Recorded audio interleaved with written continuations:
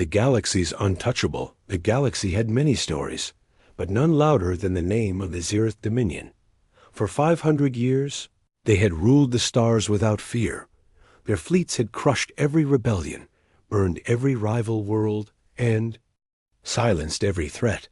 It was said no species dared even speak of resistance in their presence. From the frozen moons of Talvas to the burning skies of Zoreth, the Zereth flag flew high.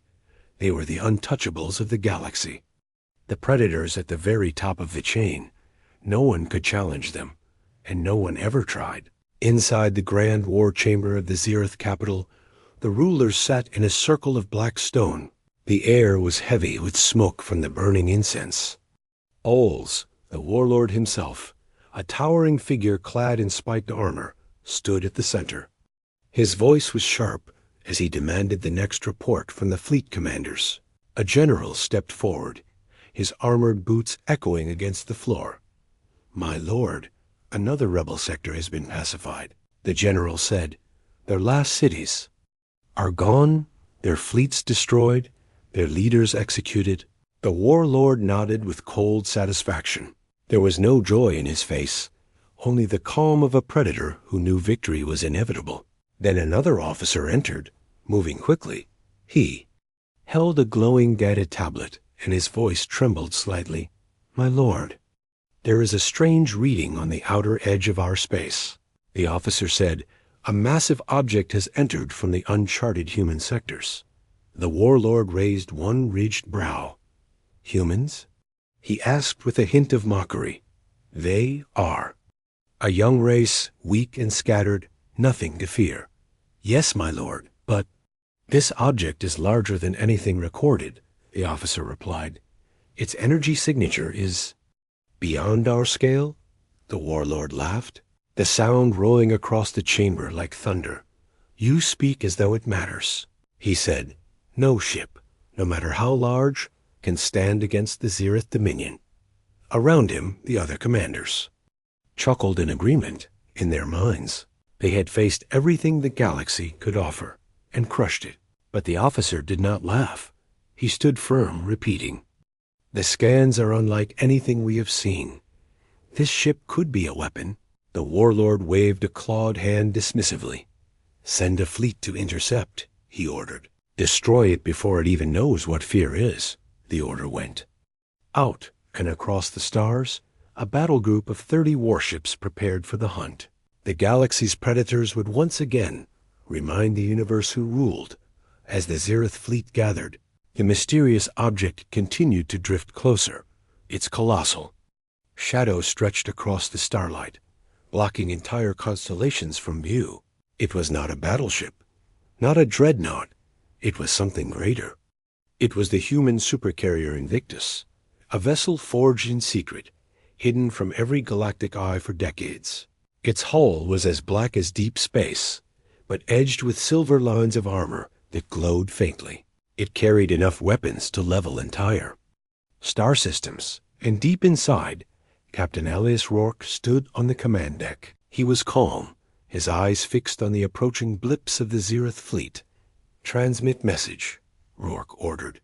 A young comms officer nodded and sent a wideband signal across the sector. The voice of humanity's warning echoed across the void. "This is the Human Supercarrier Invictus," Rourke said. "You have entered restricted space. Stand down." Immediately or be destroyed. The Zereth flagship received the transmission. Inside, the Zereth commander and his crew laughed openly. "Listen to them," one officer sneered. "They think they can order us," the commander snarled. "Send them our answer." Within moments, bright lances of plasma fire leapt from the Zereth warships. They crossed the darkness, aiming for the heart of the Invictus. But the human ship did not even flinch. A shimmering defense field absorbed every shot, the plasma fading harmlessly into nothing. On the bridge of the Invictus, Rourke's voice was still calm. "They're testing us," he said. "Let's show them what we can do." One railgun turret on the massive carrier swiveled, locking on to the nearest Zereth cruiser. It fired once. The slug hit with such force that the cruiser shattered into debris, The explosion lit up the void. Fragments spinning away into the darkness, the Zereth fleet froze in shock. No ship, not even their most advanced warcraft, had ever been destroyed in one shot. The commander's arrogance cracked into something new hesitation. The crew began to whisper in fear, but pride still burned in the commander's eyes. All ships. Full attack. He roared. Engines flared as the entire fleet surged toward the Invictus. From the human ship's bays, fighter squadrons launched like swarms of steel hornets. The battle for the galaxy's untouchable was about to begin, first. Contact. Last warning, the Zereth fleet came out of hyperspace, expecting to find a lone ship they could easily crush. Instead, they found the Invictus, and it filled their entire view. It was like a moving fortress, its hull bristling with gun batteries, launch bays, and strange weapon ports they had never seen. The sheer size of it made even the most battle-hardened Zereth captains uneasy. It was not just a warship, it was a floating world, and it was waiting for them, silent and still, like a predator watching its prey. On the bridge of the Invictus, Captain Rourke stood with his hands behind his back. He studied the tactical display without a hint of fear. The comms officer glanced at him, waiting. Rourke gave a small nod. "Send them the warning," he said, his voice calm but carrying weight. The message was sent on all frequencies, impossible to miss. "This is the Human Supercarrier Invictus," the voice said. "You have entered restricted space. Leave now, or you will not leave at all." On the Zereth flagship, the commander grinned. "They think their size scares us," he told his crew. "Show them who owns this galaxy." At his command, a wave of plasma fire erupted from the Zereth fleet. Bolts of superheated energy tore across the void toward the human ship. But before they could strike, the Invictus's shimmering defense field came alive. The plasma hit the barrier and dissolved, as if the ship had swallowed the attack whole. The Zereth commander's grin faded. He ordered another volley, this time with their most powerful weapons. Again, nothing touched the human vessel. On the Invictus, Rourke remained unmoved. "They're still testing us," he said. "Time to give them their answer." A single railgun battery rotated, its massive barrel locking on to the closest Zereth battleship. The sound of the shot was felt more than heard, a deep vibration that rolled through the carrier's frame. A moment later, the Zereth ship was gone, torn apart in a blinding burst of light and fire. The shockwaves scattered nearby escort craft, their shields flaring. Under the debris impact, gasps filled the bridges of every Zereth ship. They had seen ships destroyed before, but never so suddenly, never so completely. Panic began to crawl into the minds of the Zereth crews. Some captains whispered orders to retreat. Others hesitated. Torn between survival and pride, the fleet commander's voice cut through the comms, full of rage. "All ships, attack now. Swarm them before they can fire again." Engines roared to life, and the Zereth fleet surged forward, but the Invictus was already moving. Its hangar bays opened like the jaws of a beast. Squadrons of human fighters launched in tight formation. Sleek, fast, and armed with weapons far deadlier than their size suggested, they moved like a storm, weaving between enemy ships, firing with precision. Every shot found its mark. Every strike tore through Zereth shields like paper. From above, the Invictus unleashed its secondary batteries. Massive energy beams lanced out, cutting across the void. 2 more Zereth warships exploded in seconds. The blackness of space lit up with fire and debris. In less than a minute, the fleet that had once been called unstoppable was fighting just to survive. The galaxy had always said the Zereth feared nothing. But now, for the first time in centuries, their fear had a name. That name was Invictus, and it had only just begun its war. Storm of iron, the hangar doors of the Invictus opened like sunrise over steel. Rows of human fighters shot out into the void, fast and sharp like arrows. Their engines left pale trails that curled through the dark. They formed into wings with clean precision, Valkyrie wing, Lancer wing, and Griffon wing. Each pilot spoke little. Each pilot moved with trust. Their helmets showed data in clear lines, and their AI co-pilots whispered calm advice. Captain Rourke watched the tactical map. From the bridge, blue icons marked human fighters. Red icons marked Zereth ships. He raised one hand, and the guns of the Invictus paused. "Let our pilots work," he said, steady and sure. "Give them a corridor.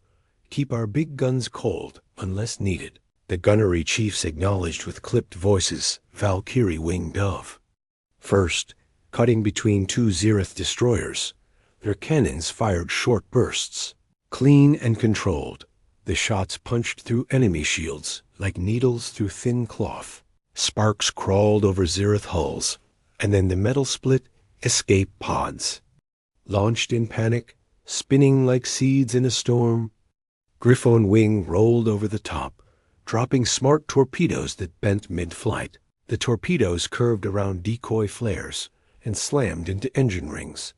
One destroyer went dark, drifting without power. The Zereth commander tried to change the shape of the battle. He ordered his frigates to cluster and make a wall of guns. He sent fast corvettes to ram if they had to. He screamed that fear was a lie, and that the Zereth would not break.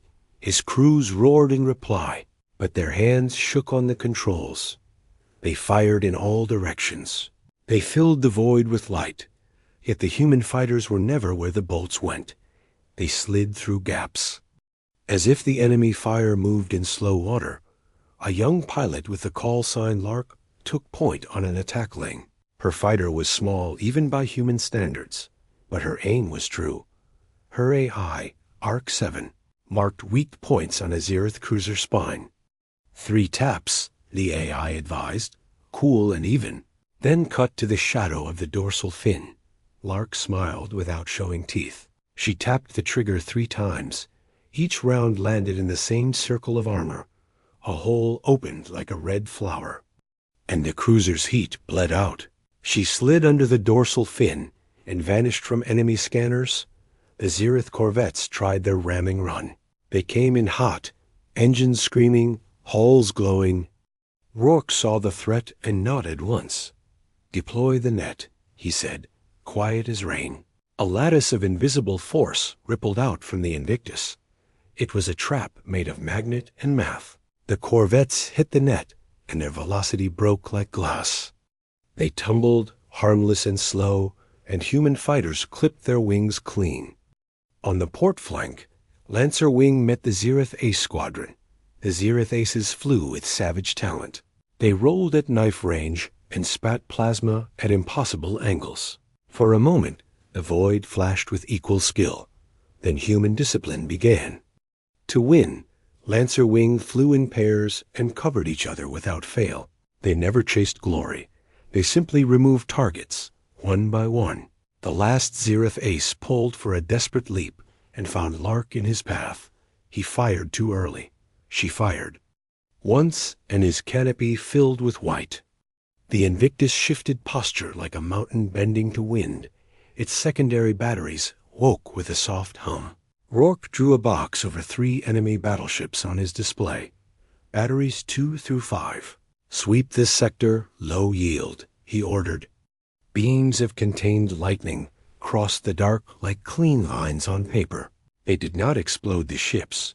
They sliced off guns and cut antenna rings. Every shot said the same thing. "You are outmatched. You are done here on the Zereth flagship." The commander slammed a fist against his chair. He ordered a last reserve, a hidden card, a cluster of stealth mines that slept behind the human carrier. The mines woke and drifted toward the Invictus in silence. They were meant to blossom near the engines and peel the hull like fruit. Arc arrays at the stern of the Invictus tasted the change in space. They lit the mines with thin pings and napped the whole field in seconds. Rourke did not raise his voice. He simply said, "Whisper brooms." A row of compact drones slid from belly ports and glided backward. They spun like seeds and swept the mines into a tight spiral. A single pulse detonated the spiral far from the ship. The flash looked like a quiet star being born and then dying. Griffin wing turned to the enemy carriers. They flew in a climbing. Corkscrew and broke at the last second. Half the wing drew fire. Half the wing went low. They burned the launch doors closed with cutter bombs. Zereth fighters trapped inside slammed their own hangars in panic. A few broke free and came out blind, and human pilots guided them into surrender with warning shots. Even in the storm, Mercy traveled with the human wings. They took pilots alive. When they could, they let escape pods pass. Across the galaxy, hidden ears listened. Merchant guilds, border outposts, and old enemies of Earth watched the feeds. They saw the shape of the Invictus, and they measured their own courage. They traded numbers in closed channels and tried to plan, but every plan had the same hole. How do you fight a mountain that moves? The Zereth wall finally cracked down the center. A battleship fired its last broadside and broke apart. The shockwave threw small craft into spins they could not stop. A flagship tried to rally what was left, but the crews had begun to pray to old names. The commander stared at his screens and saw a truth he could not swallow. He had led fleets through 100 wars and had never seen this. He whispered one word that tasted like ash. Retreat. Mark their escape lanes, Rourke said, eyes steady. Block none. Burn none that run. We are here to end the fight, not to stack bodies. The Invictus opened a corridor as wide as a city. The surviving Zereth ships turned and fled through that mercy. Human fighters formed a living fence and watched them go. They only fired when a gun flashed back. Most guns did not flash. Most guns stayed quiet in the cooling dark. Recovery drones moved like patient beetles. They pulled Zereth pods into safe drift and tagged wrecks for later study. On the bridge, a signal officer raised a hand. Captain, we found something in the debris. A core with unbroken memory, the officer said. Rourke glanced to tactical and got a slow nod. Bring it to analysis. Full quarantine, he replied. The core pulsed with a dim rhythm, as if it were breathing. It carried coordinates wrapped in a crude cipher. Arc 7 decoded the outer layer in a breath. The inner layer would take longer. But the header was clear enough. It named a place beyond. Ordinary patrols, it named the Dark Nebula by an old star chart name. Rourke stood by the wide glass of the bridge and looked at the path the enemy had taken. He did not smile. He did not cheer. He spoke to the crew in the same voice he used before the first shot. You fought with skill and with restraint. He said, you showed the galaxy what our colors mean. Signal the sector. The battle is over. Survivors will not be harmed. Then prepare a broadcast to every known channel. Today was a warning. The next part is a message. The Invictus turned slowly, its shadow washing over the broken field. Fighters slid back to their bays, like birds returning to roost. Damage crews checked the hull and reported only scorches and tired paint. The storm had passed for now, but the air still crackled with the memory of iron. In far courts and secret rooms, rulers replayed the fight again and again. They counted how many heartbeats it took for a proud fleet to fall. They whispered a sentence they hated to speak. They feared nothing until humanity arrived. Asterisk. The message the Invictus drifted in the silence after battle, its vast hull a shadow over the wreckage. Inside, the hum of the engines was steady, like a calm heartbeat. Captain Rourke stood before the central comms array. The bridge crew watched him in silence, waiting for the words that would leave this place and cross the galaxy. Open all channels, Rourke said. The comms officer nodded, hands gliding over controls. A dozen transmitters lit up, piercing the black with invisible threads. Every signal buoy, every repeater station, every deep space relay began to carry the human voice. This is Captain Elias Rourke of the Human Supercarrier Invictus, he said, his tone level but edged with steel. Today, the Zereth Dominion sent a fleet into human-claimed space. They were defeated in minutes. They were allowed to leave alive. This was an act of mercy, not weakness. To every ruler, to every council, to every warlord who hears this earth will no longer be silent. Stand down your weapons against us, or face the Invictus. The words flew outward, racing ahead of light. On mining outposts, alien workers froze mid-shift as the voice played. In royal halls, lords leaned forward in their thrones. On pirate dens, smugglers exchanged nervous glances. And on Zereth-controlled worlds, citizens whispered for the first time in years that maybe their empire was not untouchable. In the great chamber of the Zereth capital, the warlord heard the broadcast. He sat in his throne of bone and black steel. His jaw tight around him, his advisors shifted uneasily. One dared to speak. The galaxy now knows. The warlord's voice was low, dangerous. Then we will make them forget, he said. He rose from his seat and walked toward the war map. Summon the hidden fleets, prepare the dreadnoughts. We strike where they cannot see us. Back on the Invictus, Rourke turned to tactical. Any response from the major powers? He asked. The officer scanned the incoming data. Half the frontier states are silent. Captain, the officer replied. A few sent formal denials, claiming they were never hostile. And the others? Rourke asked. They're moving ships, Captain. The Invictus's AI.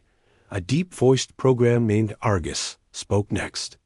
Long-range sensors detect unusual energy spikes near the dark nebula. Patterns suggest fleet assembly, likely Zereth in origin. The room went quiet. The nebula was far from any trade route, far from rescue or witness. If a trap waited there, it was built for one purpose, to destroy the Invictus. Rourke walked toward the wide viewing glass at the front of the bridge. Beyond it, the stars looked cold and sharp. He thought of the coordinates they had pulled from the captured core. The numbers matched Argus's readings exactly. It wasn't just a coincidence. It was an invitation, or perhaps a challenge in the outer decks. Human pilots cleaned their ships and reloaded their weapons. The engineering crews replaced damaged panels and polished scorch marks from the hull. The mood was calm, but beneath it ran a current of anticipation. They had just fought the so-called untouchable empire and won without loss. Now, they might be walking straight into its teeth. In the trade hubs of the galaxy, the ripple had already become a wave. Merchants rerouted their convoys to avoid both human and Zereth sectors. Small empires sent cautious offers of alliance to Earth, and in the shadows, intelligence agents traded secret files for promises. Everywhere, the words of the broadcast repeated like an echo. Stand down or face the Invictus. Far beyond the listening posts, in the heart of the dark nebula, a silent fleet waited, their hulls coated with energy-absorbing paint. Massive shapes moved slowly among the clouds of gas. They did not broadcast. They did not light their beacons, but their weapons were hot, their crews ready. The Zereth were planning to make their reply, not with words, but with fire. On the bridge of the Invictus, Rourke gave his final order for the night. Maintain full readiness. He said, tomorrow we go hunting. The ship's engines shifted to a deep, resonant thrum. The galaxy had heard humanity's voice. Now it would see humanity's resolve. Asterisk, the hidden fleet, the dark nebula, was a graveyard of light. Stars hid behind thick clouds of dust and gas. Their glow swallowed by shadow. Even the most advanced scanners failed in its heart. It was the perfect place to hide an ambush. And the Zereth knew it. The Invictus slid into the edge of the nebula, like a predator entering a cave. Its engines ran in whisper mode. Heat shields dampened. Only the faintest glimmer of its hull caught the scattered starlight. Inside, the crew spoke in low tones, as if the darkness could hear them. Argus, the ship's AI, whispered through the comm lines. Thermal traces ahead. Faint, intermittent. Rourke leaned over the tactical map. Dots flickered in and out like ghosts. They're using nebula currents to mask their heat. Argus continued. That's old hunter tech, Rourke said quietly. But it means they're close. Human fighters were launched in pairs, moving slowly. Their sensors probed the dust like fingers feeling for a pulse.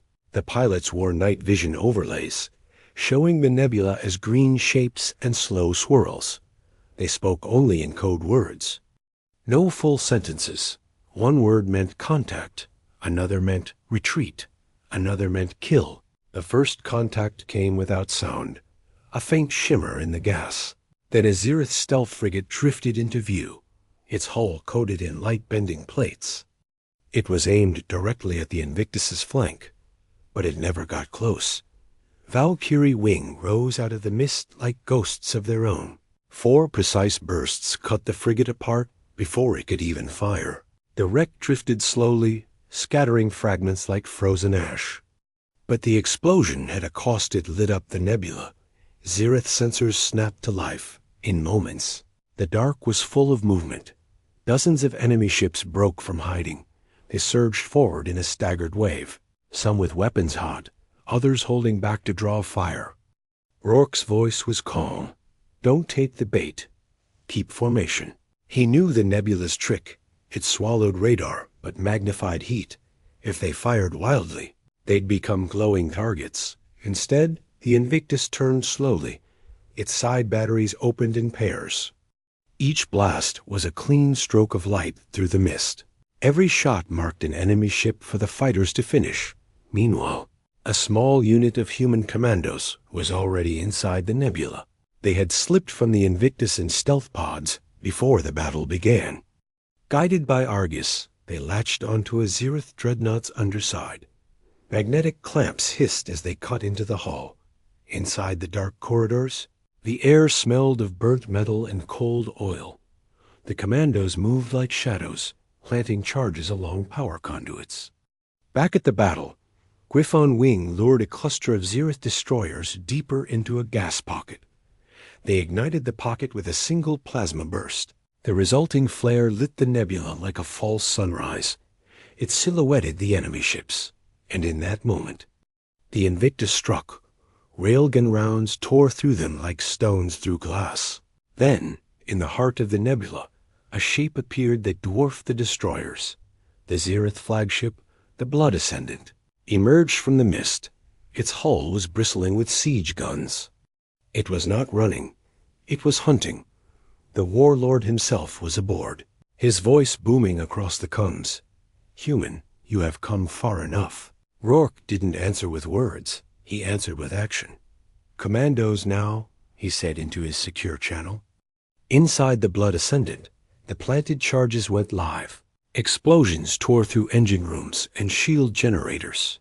The dreadnought's lights flickered. Its massive guns went cold.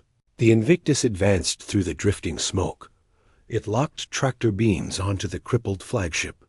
Slowly, it pulled the monster closer. The warlord's voice turned from rage to something harder to name. Not fear, but the weight of a predator, realizing another stood above him. Asterisk, asterisk. Kneel or burn. The Blood Ascendant hung in the void like a wounded beast. Its massive frame groaned under the pull of the Invictus's tractor beams. Scars ran across its armor, black smoke trailing into the nebula's haze. The once proud flagship of the Zerith Dominion was now a prize of war. On the bridge of the Invictus, Captain Rourke stood at the center. Bring him to me, he ordered. Within minutes, armored Marines escorted the warlord onto the human bridge. His wrists were bound in reinforced shackles. Even so, he carried himself with the posture of a ruler who had never bent. The warlord's eyes swept the room. He saw human officers at their stations. He saw screens showing his burning fleet, and for the first time, he saw a power he could not dismiss. Rourke stepped forward, his voice calm but carrying the weight of iron. You have 2 choices, he said, publicly surrender or watch. The Zerith homeworld burn. The warlord's lip curled. You would not dare. He hissed. Rourke leaned closer. Try me, he said, low and steady. A signal officer activated the Galactic broadcast link. Screens lit up in cities, on stations, and in war councils across the stars. Every eye turned toward the image of the Zereth warlord standing in chains. Behind him, the hulking shadow of the Invictus filled the view. And in that silence, the warlord's breath slowed. He understood that refusal here would end his people in fire. Slowly, with the weight of centuries on his shoulders, the warlord lowered himself to one knee. The sound echoed through the bridge. Like the closing of a door, I, Varak Dren, warlord of the Zereth Dominion, yield to humanity, he said. Gasps rippled across the galaxy. No one had ever heard those words from a Zereth leader. No one believed they ever would. On distant worlds, rulers exchanged sharp looks. Some clenched their fists in anger. Others sat back in quiet calculation. For while this was humanity's greatest victory, it was also a warning to every other power. If the Zereth could be made to kneel, anyone could. Rourke ended the broadcast with a single statement. This is the fate of those who threaten Earth. The feed went dark. The warlord was escorted back to the holding cells. His eyes never left the floor. In the war councils of alien empires, frantic meetings began. Some leaders spoke of alliances with Earth. Others whispered of coalitions to destroy them before they grew too strong. The galaxy had changed in a single day, and no one knew if it was for peace or for a new kind of war. On the bridge of the Invictus, Rourke gave a single order. Set course for Earth, he said, but stay alert. He knew the surrender was not the end. It was only the beginning of something much larger. The Invictus turned slowly. Its engines lit the nebula in a faint glow. Behind it, the wrecks of the Zereth fleet drifted in silence. Ahead, the stars waited, cold and watching. The era of humanity. The Invictus returned to the edge of human space like a storm that had crossed an ocean. Its hull bore the marks of battle, but its spirit was untouched. Across the galaxy, the image of the Zereth warlord kneeling still burned. In minds and memory, some saw it as justice, others as a threat, but no one could ignore it. On Earth, the skies above New Geneva lit with the glow of the supercarrier's arrival. Crowds filled the plazas, faces turned upward in awe. Children pointed to the massive silhouette and shouted the name Invictus with pride. For the first time in centuries, humanity stood at the center of galactic attention, not as a fragile newcomer, but as a power no one dared dismiss. In the weeks that followed, embassies from alien worlds poured into Earth. Some came offering alliances, trade, and technology. Others came with veiled warnings. A few came with smiles that did not reach their eyes, and every handshake carried the weight of a silent calculation. The Terran Council convened in the Hall of Unity. The chamber was lined with banners from human colonies across the stars. Rourke stood before them, not in dress uniform, but in the dark, practical jacket of a ship captain. He spoke plainly. The galaxy is watching us, he said. They will test us again, perhaps soon, perhaps later, but we will be ready. Meanwhile, in the shadows beyond the Council's reach, plans were already moving. In distant systems, the remnants of the Zereth fleet swore vengeance.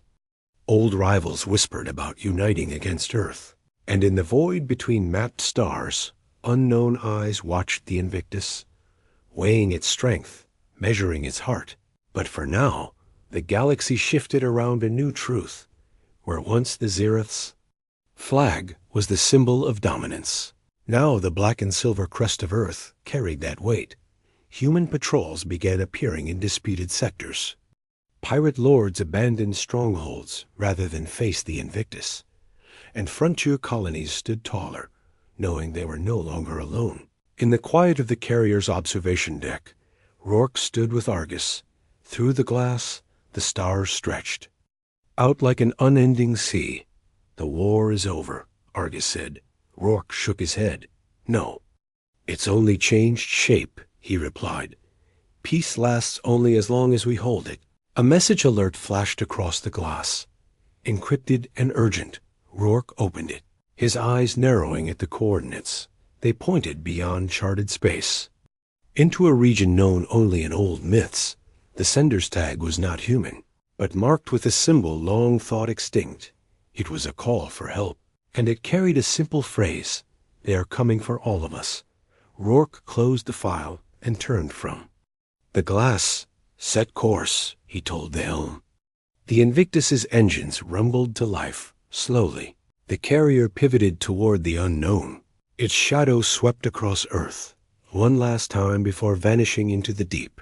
Somewhere far ahead, the next storm waited, and humanity would meet it, not with fear, but with the steel and fire of the Invictus, **.